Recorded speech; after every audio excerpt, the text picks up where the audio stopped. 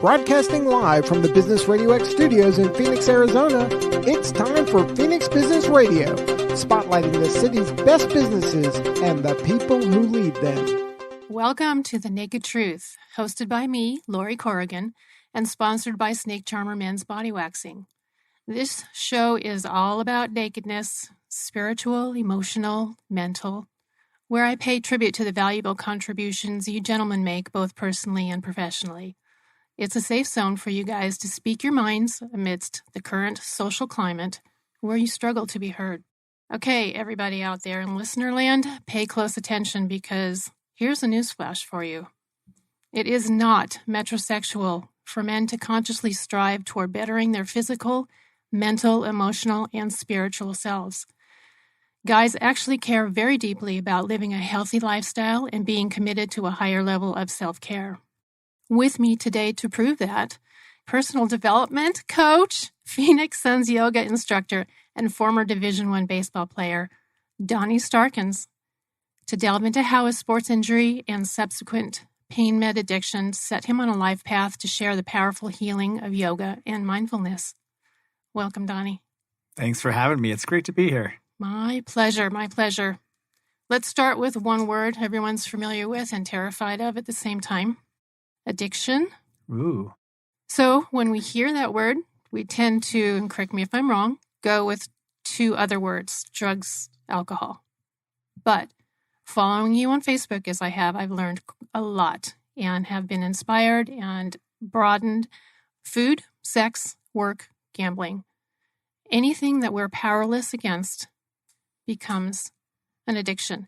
Even stuff that's good for us can cross the line and head down that slippery slope, such as water, because once we drink too much, we can consume it to the point of water intoxication, which upsets electrolytes and decreases sodium.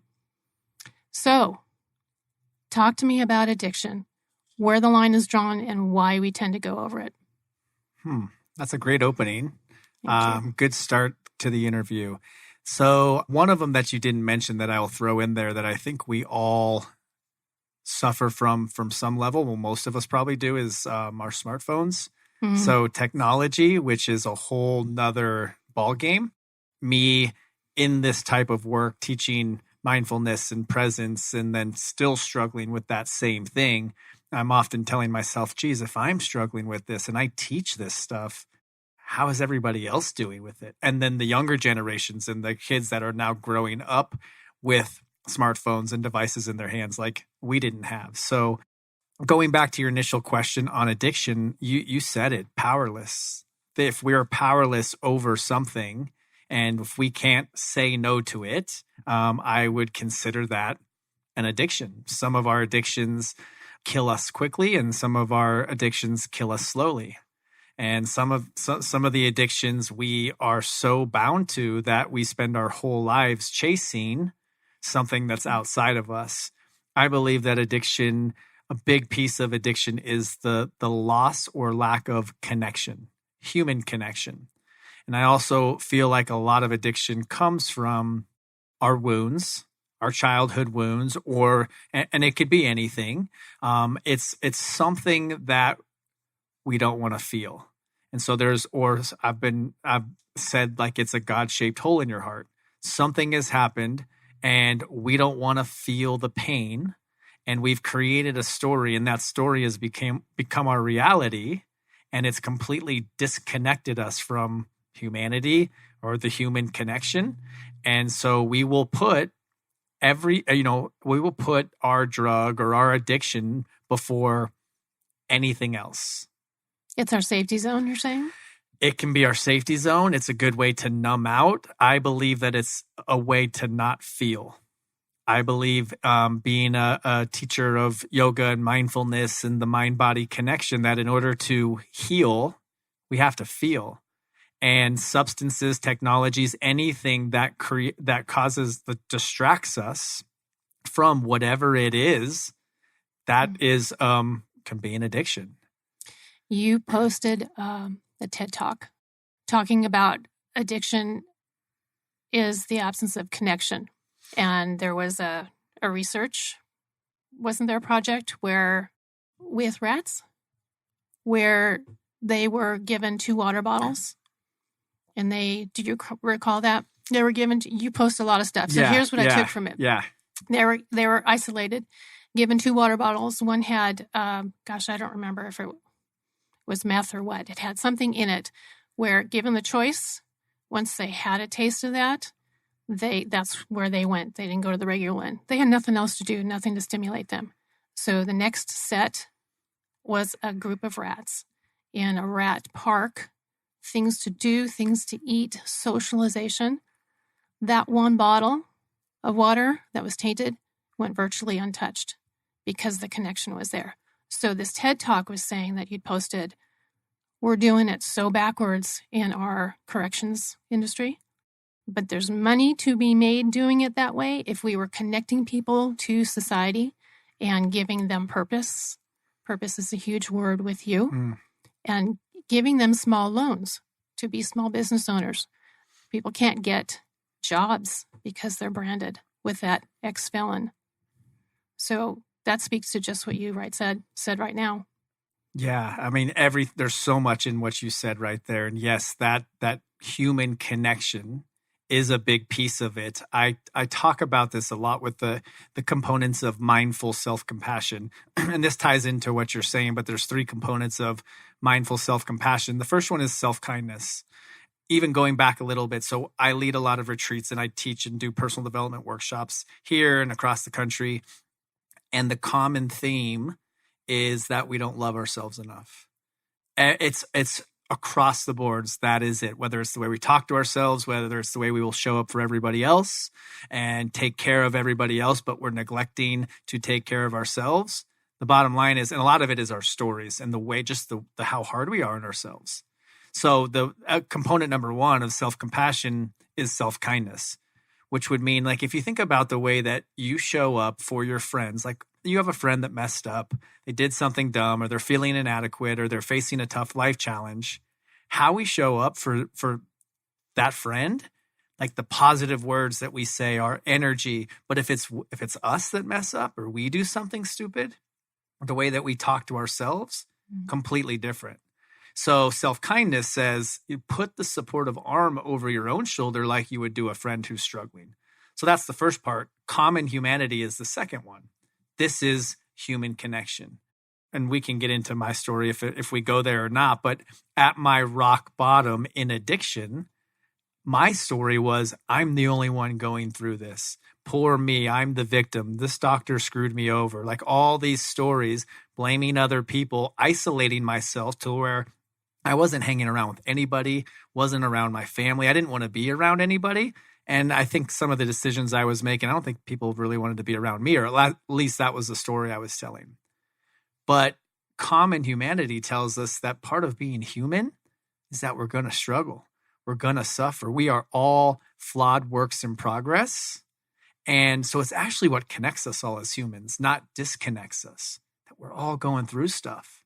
And then the last piece is mindfulness. And mindfulness in regards to mindful self-compassion is being able to stay with the pain or the challenge or the struggle long enough to actually meet it with some awareness and self-compassion, but also not hold on to it so long to where it becomes our story. And I say that because when we're feeling that pain or we're getting uncomfortable, many of us in whatever addiction it is, we don't want to feel it. So we go date and we go on all these different dates, or we go like just, go have sex with a random, or take a drug or take a drink. And it's because there's something within us that we don't want to feel.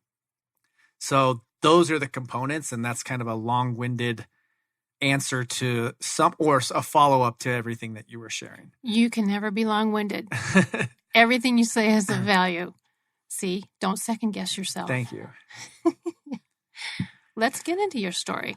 Let's talk about your sobriety. Yeah. So my story, I grew up here in Phoenix, Arizona. Grew up here my whole life playing athletics, specifically baseball, all the way up until my senior year at Arizona State, where I had what was my 5th surgery on my left knee. And that surgery was a big one. It was a cadaver transplant of my meniscus. I was the first person in Arizona to ever have this procedure, but the doctor assured me that if all went well, it would be like having a new knee and I might actually be able to play again. But the day I woke up from that surgery, I knew I would never play again. Just between the signs and scars of the massive trauma and the unbearable pain that I was feeling, like I just knew it was over for me. Mm. And so from that day and for many years after, my world was turned upside down from a life of addiction and just self-destructive living and decisions from the addiction to pain meds. I did other drugs too, but really what had a grip on me were pain meds, whether it was Vicodin, any pain med. And if it wasn't that, it might be something like Xanax or Valium or just anything that was to the point where it wasn't about me getting messed up or getting high. This was about feeling normal.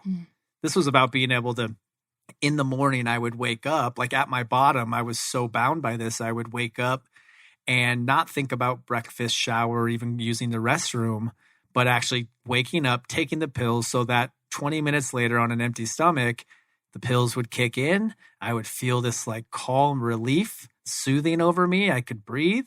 And then I could go about my day. But then 2 hours later, the pills would start to wear off. And then the cycle of anxiety and depression and all the stuff would come up again. Yeah, that went on for many years after baseball. But finally, I have family that never gave up on me. They've tried to intervene many times. And then finally, when I was ready to surrender, I went to rehab. When I got into rehab, I started to get really interested on what the hell had happened to my life. Going from this baseball player star, like that was my identity, it's all I ever knew, to a drug addict.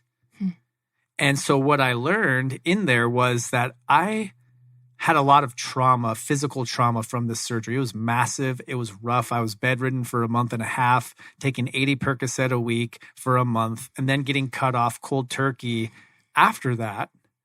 But at the core of all of that, it wasn't that of where my addiction came from. It was the loss of my purpose, the loss of my identity, the loss of the love of my life. The only thing I ever knew, baseball, and then one day it was gone, and I didn't know who I was.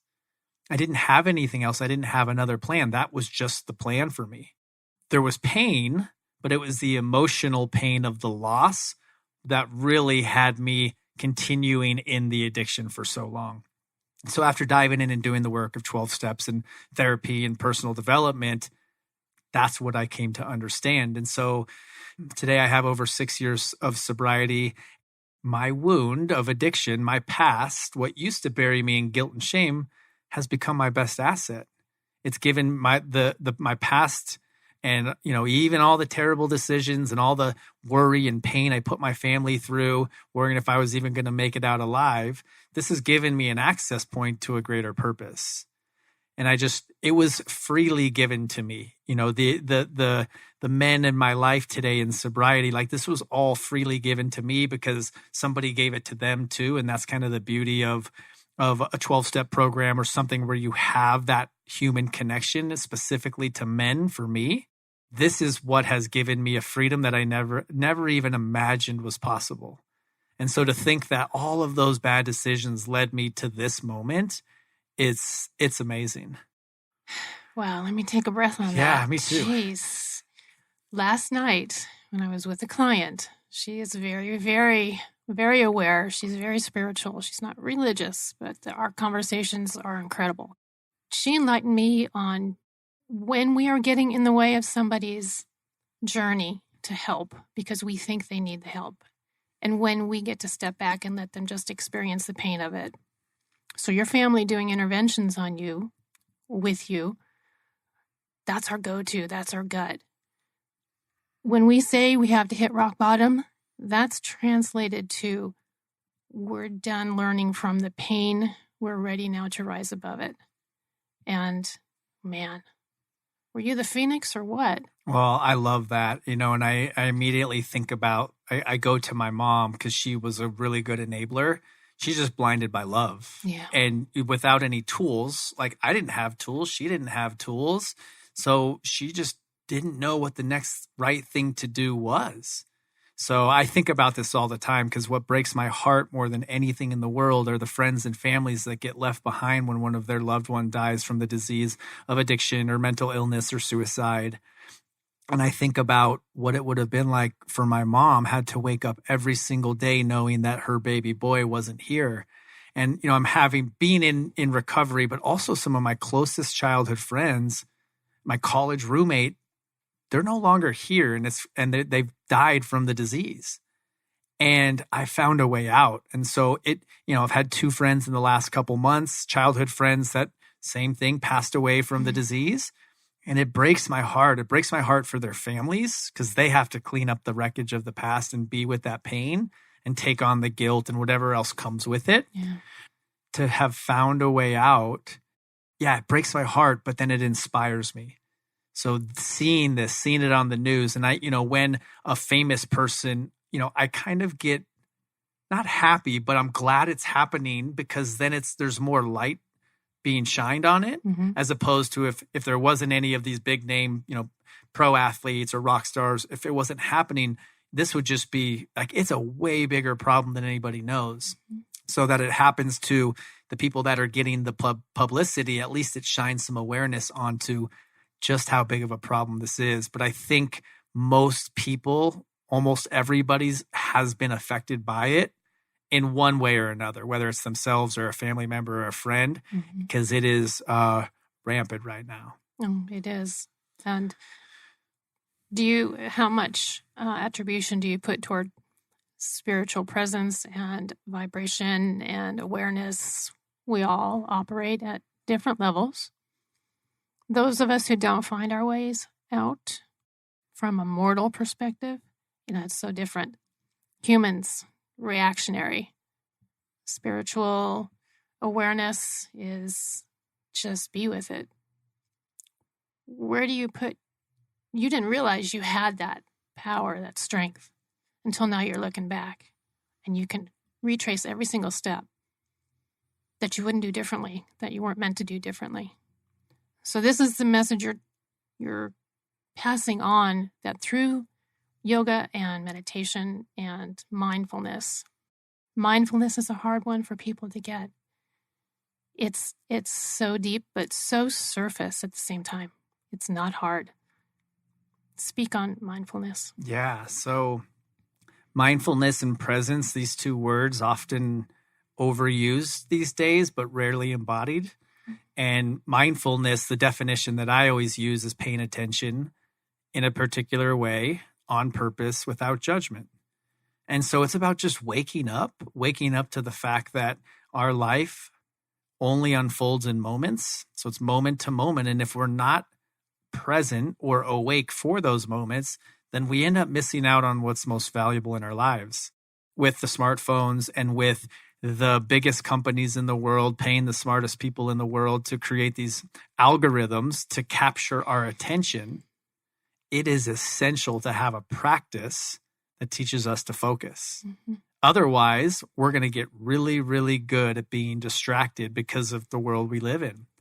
So when we can come onto our yoga mat, which is a moving meditation, it gets us into our bodies, or we can sit in meditation, or we can walk in meditation and put the phone down, or even eating, mindful eating and putting the phone down and being present with whoever you might be eating with.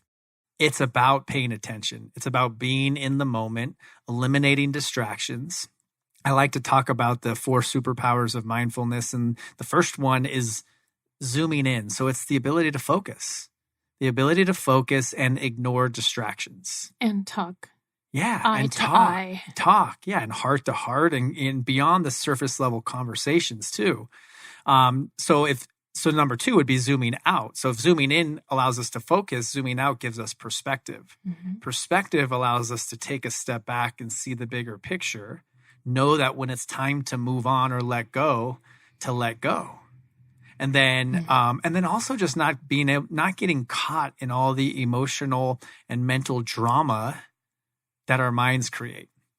So the third one would be, so you got zooming in, zooming out, the pause. So I love this one. This is the power of the pause. Being able to pause, take a breath, take a step back, respond in love as opposed to reacting in fear. Pausing and mindfulness allows us to just really make less mistakes and make better decisions and align our choices with our core values. And then the fourth one is kind of just like this idea of changing the channel. So being able to, if there's something you're seeing that you don't like, being able to shift your perspective or change the channel. And so when you can focus on the positive things and do gratitude practices and get out of the negative thinking or the old limiting beliefs, and you focus on the good stuff with some type of practice, whether it's writing down 3 things you're grateful for, some type of practice that allows us to give the things that we want to see in the movie of our mind more screen time. And then the things that we want to let go, these old limiting beliefs and stories, the less we pay attention to them, the less screen time they get. What is your view on why we go so easily to the negative and work so hard to regain positive? Well, whatever we are in the practice of will grow stronger. So I believe that we have spent our whole lives in that negative self-talk. The self-love piece, it comes back to that. Like the way that we talk to ourselves and the way that our parents talk to us. A lot of times the voice isn't even our voice. It's somebody else's voice. Typically it's going to be one of our parents or maybe someone that brought us up. So it's those stories that you're not good enough, whatever it is. So we've been telling ourselves that our entire lives. So we got good at it. So this directly relates to another post on your Facebook about kids and in school. And why are we not teaching them to respect themselves, to wash away? I mean, they're still early, starting even at kindergarten. That's 5 years that the construct has been set. Easy to undo. You listed a whole bunch of things you can do to help kids at a young age regain who they were when they were free and young and pure, and not this training and harmful with good intent. A lot parents don't realize what kids pick up and what they're putting out there a lot of times. And then there are just some bad parents, but the ones who you tell me, what makes a good parent to start with? How do you mold a child? Show up present and show up from love all the time. My parents did that. My parents did it. My parents were divorced when I was 7, but they always made the best out of what could have been a bad situation. They made it about the kids. They didn't make it about themselves. So even though it might have not been ideal, they were cordial. We still, like from that time all the way until now, celebrate holidays together. So I think it's being selfless, not making it about the parent. I think a big piece today, in today's day and age, is that kids are not getting the attention of their parents because their parents are distracted and their parents are looking at their phones while their kids are looking up at them, starving for their attention. And even though they might not feel the initial impact of it today, that is going to mess with them big time down the road. And so, and talking about in the schools, I was never taught how to love myself in grade school. I was never taught how to focus, how to use my breath, how to show up with compassion towards myself and towards my classmates. These weren't things that I was taught in school, but man, like I could have really used that stuff. I didn't need mathematics, other than some basic understanding, what's black and what's red, and understanding like what I need to add up and make, so I know what expenses are coming in and what money's what expenses are going out and what money's coming in. That along with, so life courses, how to get through life once you're out of high school. And even sooner than that, they're trying to get this whole big thing going where you are taught how to balance a checkbook, even though we don't need to. What happens when the grid goes down? You're going to have to balance your checkbook. Well, if the grid goes down, we're not going to need money. So that really doesn't matter. But the point is, life skills, that's all tangible stuff. You're advocating for the intangibles, for the inside, the emotional and the spiritual, and it all works together. Absolutely. Do you know any schools that actually have those stepping stones going now? Well, I do. I mean, So my brother, mom, and sister all teach at the same charter school here in Central Phoenix. And it is not, with charter schools, there's less structure. So there's more flexibility in what they can say, what they can teach and not teach. And so they are doing meditation, doing yoga. They'll go to recess, and after recess, do a 5-minute meditation or a 5-minute shavasana after recess, so that when they come back into the classroom with the teacher, they're chill. They're good. They're not all spun out and still like super hyper from recess. So it's just that ability to be able to, again, pause. That's a big piece of it. So yeah, I know schools that are doing it. My sister teaches at another school in North Phoenix, and she implements this. And now you have their students talking about, I need to go take a mindful walk, Mrs. Starkins. Oh. Like this languaging in these words, like, wow, what if we would have had a little bit of that? We didn't really relate to it back then. There's been huge, as this generation, not maligning, but just acknowledging and seeing what's happening, is so disconnected that it has become a medicine. It has become a necessary drug to reconnect. If we have to put a label on it, spirituality is kind of a funky word for them. Having a conversation is even a scary thing. And you were talking about intentional eating, awareness when you're eating.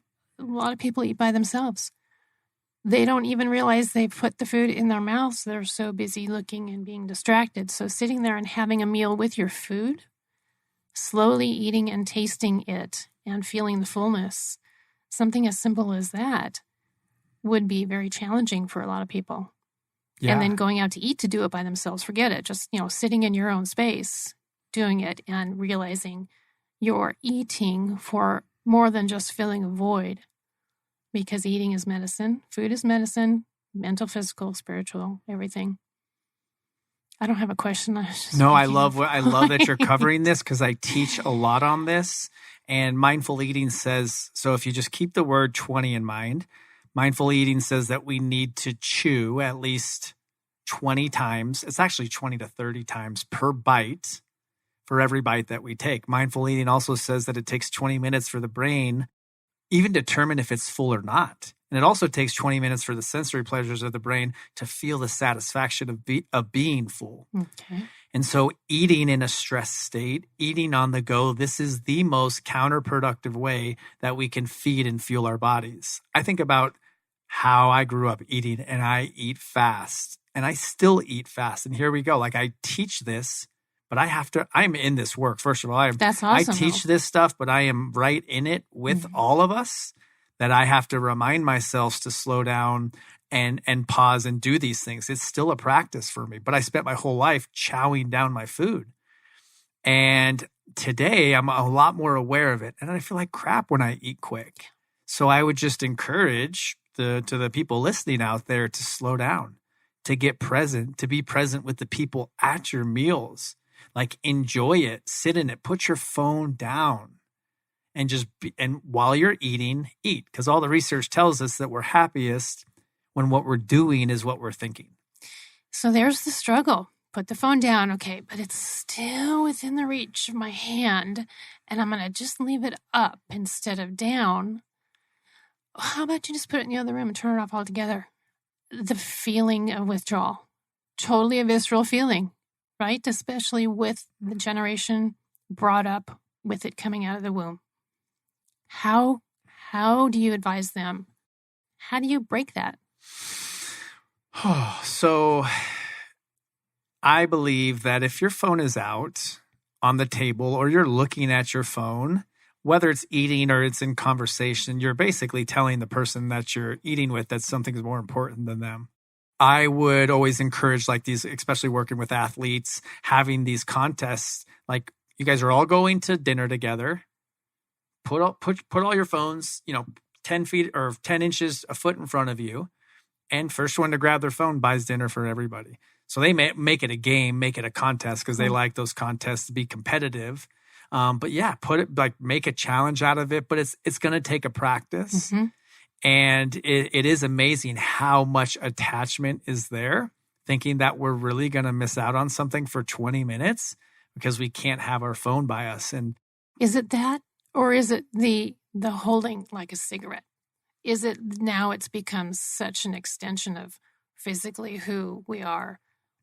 You might not get anything for 3 hours, but you're checking and you have to hold it. I have a credit card register for work, and it is shaped exactly like a phone. It's got that feel.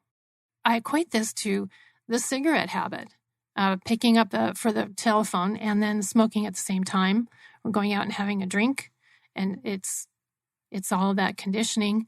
So when they throw their phones in the middle of the table, conversation may go, I can see the conversation with all the anxiety. They're talking about what they're feeling right then. They're talking about, I can't stand it. I'm going to explode. I have to grab my phone, but I'm not going to.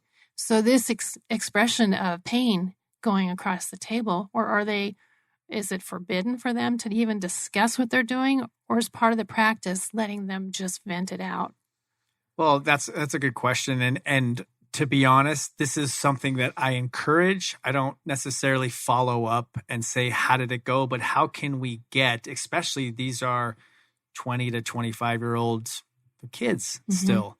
And so this is all they know. But as you're explaining it, I can just sense how, the phone is in reach because it's a contest. So they can if they go for it, but how present are you really when you are, all you can think about is wanting to grab your phone, but somebody's, having a conversation with you, something important they're wanting to share. And all you can think about is grabbing your phone. I want to see it, or resisting. And then you're giving that energy to the resistance of, I can't grab it. And again, it's just these phones are supposed to connect us, and technology is supposed to connect us, but it's actually disconnecting us. And it's not technology. It's just the human that with a lack of tools and practice and discipline have created a bit of a mess. I don't know how old you are, and you don't have to divulge that, but I suspect that you got your first cell phone later in life, around 15, 16, where you had one foot solidly pre-tech takeover and one on the other side, which I'm a boomer, so I had to learn with all the rest, 2 feet very much on the pre.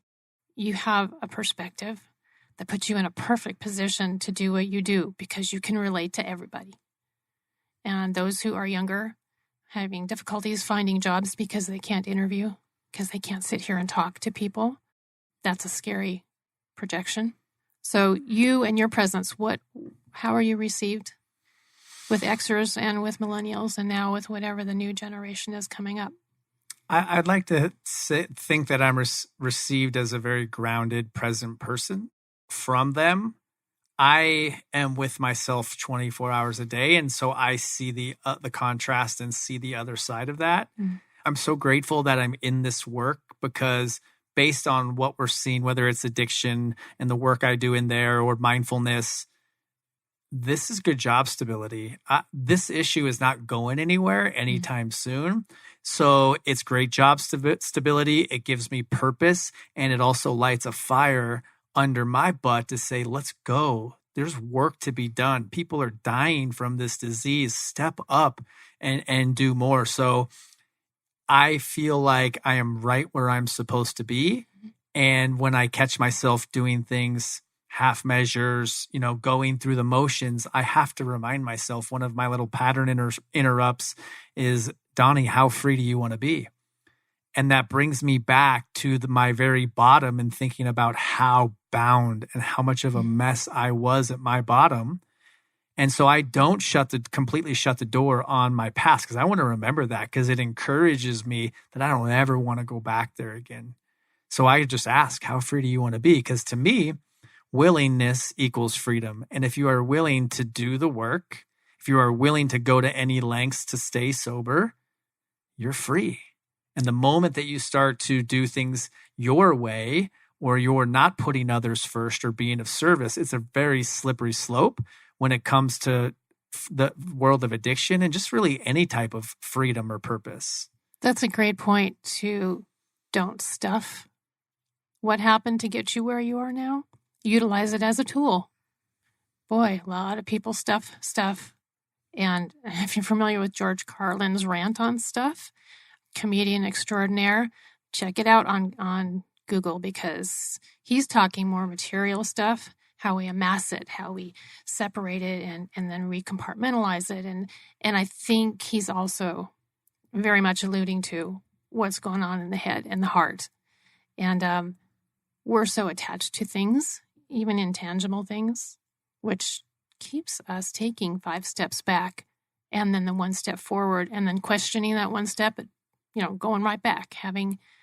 We seem to operate backwards. Our purpose, all of our purpose as humans, is to help others and ourselves. We did, at the very beginning of the show, you said self-care, self-love, self-help. We talk really nasty to ourselves. And is demon a harsh word? You want to eradicate the demon? What word choice do you have? For me, it's just noise. It's the story. It's the limited beliefs in the stories. It's the saboteur is another word. But yeah, these are stuff. And the trajectory of my career completely changed the moment that I actually shared my story. I was teaching yoga, still working in corporate America at the same time. I wanted to build this big yoga following. I wanted people to like me and a lot of people to come to my classes. So the people closest to me knew about my story of addiction, but not everybody knew. And I have a teacher, Sean Korn. She's a very well-known teacher around the world, not like Instagram well-known. She is, but I hate to say the word real yoga, but like teaching to the soul. Right. She is the one that changed and made yoga make sense for me. And I went through her. She has a organization called Off the Mat Into the World, and it's a leadership training that teaches you about service. What service is? She's actually based out of LA. Okay. Yeah, she'll be coming here soon. She's got a book coming out, and she's on a little book tour. But she changed my life. She is one of my greatest teachers and has become my friend through it all. And she asked the question once in a class, the very first time I met her, how dare we not? She said those words to me the very first time, and it was, how dare I not teach something more than just the physical practice? I'm teaching these classes in Scottsdale, Arizona, and people are pulling up in their nice cars, and they're looking all pretty on the outside, but I know they're dying on the inside. And so how dare I not teach to the soul and teach a message beyond just this physical practice? Because the physical is just a tiny piece of the practice anyways. So I went to her leadership training. It was a 5-day leadership training in Minnesota. She said the words again, how dare we not? And this time it was, how dare I not share my story? And so we're tasked with a service project. We go back into our communities and create a service project. And I created this monthly free community class. It was a donation-based called Sunday Yoga Service. And at the first one, I shared my story in front of everybody there. And from that day, everything changed. Getting messages about, one lady had sent a message, my husband died from the disease of alcoholism a month ago, and your story is helping me heal. I'm like, wow, everything I was so worried about, my past that used to bury me in guilt and shame, is my best asset today. And from that day, I found my voice, I found my purpose, and it was from sharing my stuff. It was that idea that on the outside, if people didn't know, I was this college baseball player and now I'm a yoga, but there was some stuff that happened in between that all around my addiction. And to be a human and be humanized and off the pedestal that maybe some people put a teacher on, I'm in it with you. I am in the work, and I will continue to do this work because for me, there's no turning back. I could never stop doing this work. I could never go back and use. I'm not promised that, but it's contingent on my spiritual condition. And again, how free do I want to be? I want to be free. And that just lights a fire, and it reminds me that I've got work to do and people are dying. And I don't want like another mom to have to go through the pain that some of my friends' moms have gone through when they passed away. I can't even imagine. Are you going for 100% ROI? What do you mean by that? Can you save everyone who comes to you for help? Oh, no. You have to want it. So I will always use the word or the acronym HOW. Honesty, open-minded, and willing. If you go all in on getting honest with yourself, getting honest with your coach, sponsor, mentor, go all in, be open-minded to taking suggestions, to doing things another way, not your way. Your way's not working out so well. If you're hiring a coach or you're getting a sponsor, you're checked into rehab, something's not working. And then willingness, willing to go to any lengths. You go all in on those, heck yeah, 100% ROI. But that's not up to me. That's up to the coachee or the student to commit and surrender to doing it their way. And so that also equates to you knowing your limitations based upon what they're willing to accept from you. And parents can share that viewpoint because the first thing they think is, what did we do wrong? And they didn't. Even if they did a few things, there are so many moving parts in addiction. So yeah, your look right now is so understanding and so deep. Oh, I get it. I get it. And I think at some point we have to stop blaming and take personal responsibility to act on the things. It's like the serenity prayer. Act on the things that you can control and accept the things you can't. And if you just do that in every tough little challenging situation you have, or every decision you need to make, there's great freedom in that space. Take big action on the things you can control. Your perspective, how you choose to show up. Stop blaming other people and take personal responsibility to own it and own the stuff that you can control, and then accept. You're not probably going to change your parents. If you're trying to change them, they're older now. They're probably not going to change. But you can change. You can be the change. You were talking about this earlier, where transformation happens from the inside out. Love happens from the inside out. We can only love as far as we're willing to love ourselves. And so a lot of people will seek for love outside of themselves because they can't, they're searching for it by feeling a void they can't fill themselves. This is where drugs and sex and all these addictions come into play, by looking outside of themselves for what's been there all along. And just masked by unintentional and sometimes intentional hurtful acts, or there's no randomness in anything, just the way things play out. Disappointment, constant disappointment. Okay, it's called life. But also constant uplifting is called life. There's this thing going around Facebook now. 1 meme, 3 words, life isn't easy. It has to be repeated and repeated. And still we lament over things that are just way too much when we put ourselves in that pathway or when we are sort of dropped into it involuntarily. The catchphrase is, it's how you deal with it. Yeah, it comes back to one of the superpowers of mindfulness, perspective. It's not the event that happens, it's the meaning you attach to it. So I could sit there and blame this doctor for screwing me over, which I did for a few years, or I can look at the event, I can look at my addiction and attach purpose to it instead of all the blame and everything else I was attaching before that. And so if we take that perspective, no matter how rough the wound was, the trauma, whatever you went through, if you attach positive meaning and can maybe help others by what happened to you, there's great freedom there too. Yeah, and that's an addiction. The freedom is an addiction. So is there perhaps one addiction that is something you can overdose on? Freedom, clarity. Can we even apply that word? Because that word indicates negativity. So what would be a different word when we find what we're looking for, who we are? We're progressing, just like you are. What would you say the journey you're on is? Is it an addiction of goodness? I think it's just the putting the word addiction in front of it for me is tough to do. It's just this is my dharma, my purpose. Okay. This is the journey. I think some people can get attached to the end result of freedom. And so we will often like look around the corner and try to get somewhere. And then we miss the magic of the journey of getting there. And so this is like the viciousness of this fast-paced world, the vicious cycle, that if we always think we need to be somewhere, go to the next thing, knock off the next item on the to-do list.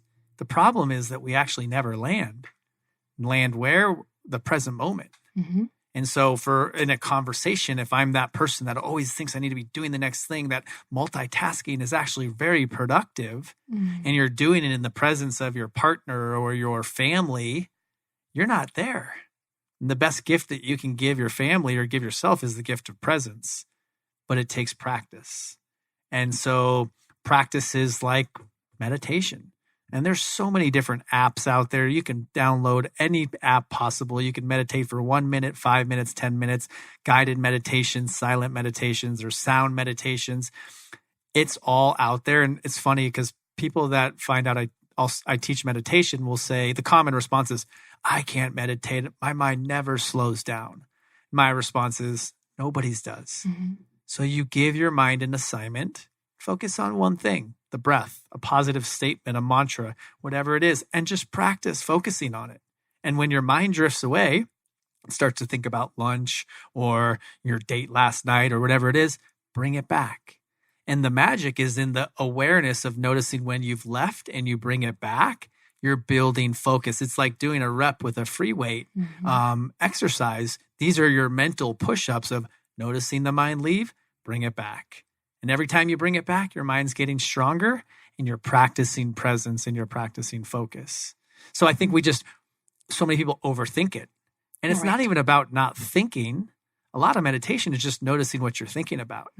And one of the gifts I would have loved to have learned when I was a kid was you are not your thoughts.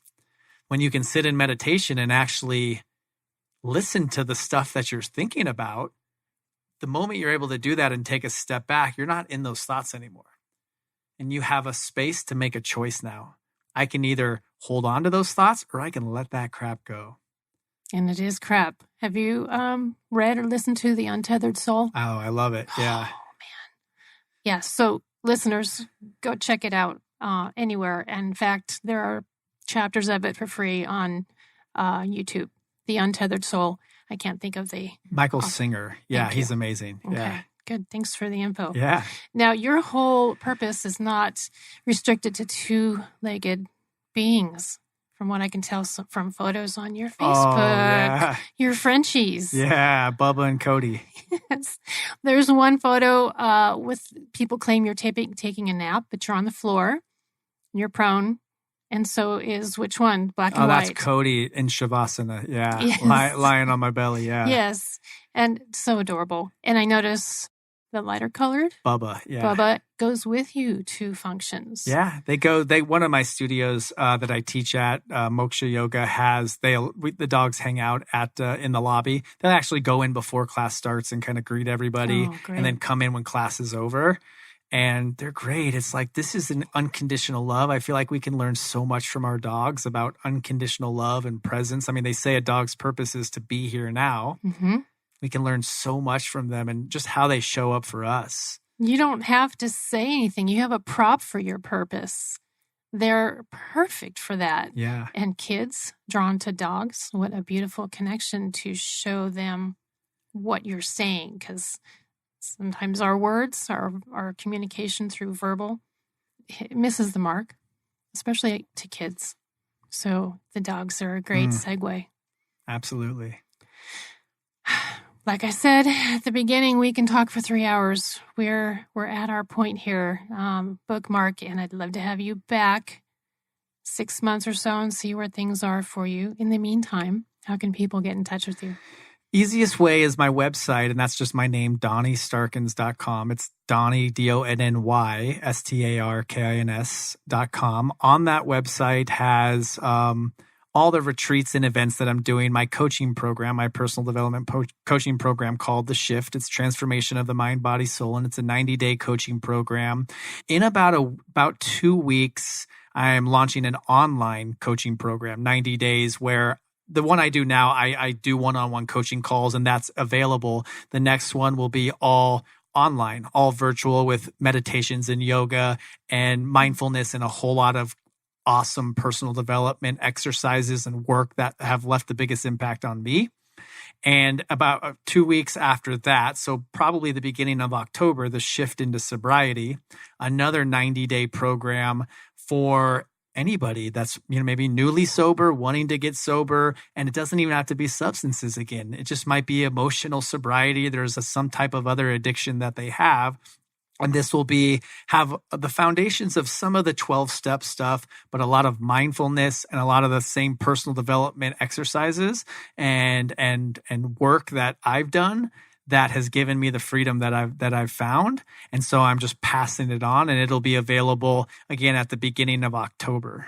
And briefly, before we go, talk about, you go into corporations. Yeah, corporate mindfulness. I do talks, speaking engagements on mindfulness 101, mindful leadership. So yeah, I'll talk to corporations, go in and actually do one-on-one coaching on like a retainer basis, maybe once a month, go in and do 20-minute coaching sessions with employees that are just stuck or they're wanting to level up their lives. And so the topics will vary, but it all weaves around the same things of intention and purpose and mindfulness and showing up as the best version of ourselves in and out of the workplace. Which goes both physically, mentally. So if you're feeding your mental and emotional performance, you've got to also put a dish or two in for your physical one, because it all works together. And we hear that all the time too.